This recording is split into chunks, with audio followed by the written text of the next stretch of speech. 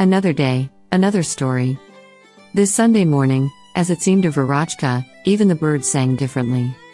The air was fresh and clear, and the sunlight gently flooded the small, narrow street. 6-year-old Verotchka stood on the sidewalk, waiting for some passerby to appear. When she saw him from afar, the girl hurried toward him and joyfully exclaimed, "Christ is risen." You can imagine how people who didn't know the girl at all reacted to this greeting. Some responded with sincere emotion and a smile, "Truly risen." Others answered uncertainly and gave Verotchka a surprised look, then looked back many times as they left. However, Verotchka took them equally. She wanted very much to be the first to greet everyone today with a joyful Easter greeting. For this reason she got up earlier than usual in the morning.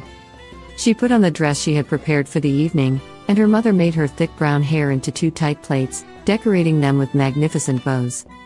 While her parents were busy gathering the other children for the service, Vera was allowed to wait outside for the others. "Christ is risen." Dad and Mom heard through the open window pane and smiled as they looked at each other. Vera looked around, expecting to see someone else. Suddenly, an elderly grandfather came out of the house across the street, shuffling his feet loudly and tapping with a stick. The girl looked around for cars and darted across the street.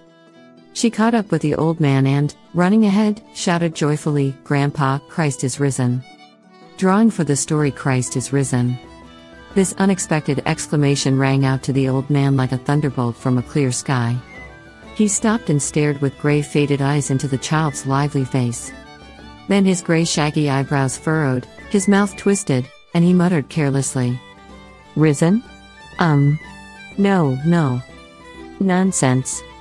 There is no God," and the old man tapped the ground with a stick to make his answer convincing. "How?" Verotchka wondered. "Don't you believe that Jesus Christ rose from the dead?" "No, I do not," the old man answered, shuffling his feet on the road again. "Oh, what a pity!" Vera exclaimed, pressing her hands to her flaming cheeks. "Then you will go to hell." The old man stopped again.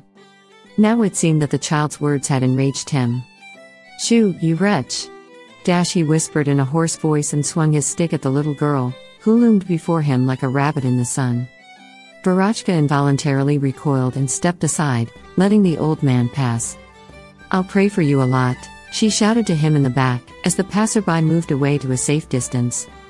The old man did not reply, and Verotchka hurried to her father's call. The father obviously saw the whole scene. He comfortingly patted his daughter on the shoulder and said, "Don't be discouraged, let God work with this soul. Now hurry up, or we will be late." And he put the girl on the back seat, slammed the car door. The service had dragged on, and the children were tired, so they quietly, without any fuss, got out of the car and one by one headed for home. Verotchka yawned and stopped in the middle of the sidewalk. She was just looking at the entryway, from which the old man came out this morning, when suddenly she saw him. It seemed to the girl that he was in a hurry and excited about something. "Risen! Risen!" He shouted, stretching out his arms and holding his stick. Verotchka's parents looked at the elderly man who was hurrying toward them. The old man, out of breath, stopped beside Verotchka. His little beard fluttered as he spoke. "He is risen!" He exhaled, stroked the girl's head, and cried. Verina's mother invited the old man into the house as a dear guest. Even the children forgot that they were hungry. They gathered around the stranger and looked at him curiously. "I know that God has been calling me all my life," the old man said in a trembling voice, "but I have deliberately rejected him. Can God forgive a sinner like me?" The adults talked for a while longer, and then they all knelt down to pray. The old man cried like a little child and was not ashamed of his tears. He asked God to forgive him, the great sinner, and to grant salvation to his sick soul. He regretted that he had come to God only now, that many years had been lived without the Lord. How the heart of Verotchka rejoiced to see that God was working miracles. In the morning the man had looked stern and angry, but now, after prayer, his eyes shone.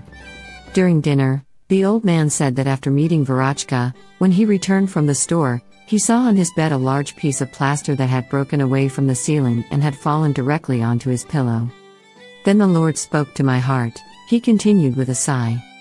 "The thing is, I'm usually still in bed at this time, but today, I don't know why, I got up early.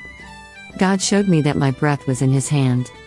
After lunch, Vera sat comfortably on the couch with her legs tucked under her. She didn't want to miss a word of her new acquaintance's story. My mother, he said, was a dying Christian, and I was about 6 at the time, and she asked me to follow Christ. She said she was entrusting my soul to God. After she died, I was put in an orphanage, and I saw a lot of cruelty, a lot of grief. My childish heart murmured at God for taking my mother away, so I was determined even then to reject God's way. I rejected Him, but He did not reject me. Verochka thought she was listening very attentively, but gradually a sweet slumber took hold of her and the speech began to seem to her as melodious and murmuring as a summer brook. The old man's voice grew closer and farther away, until at last it was completely silent.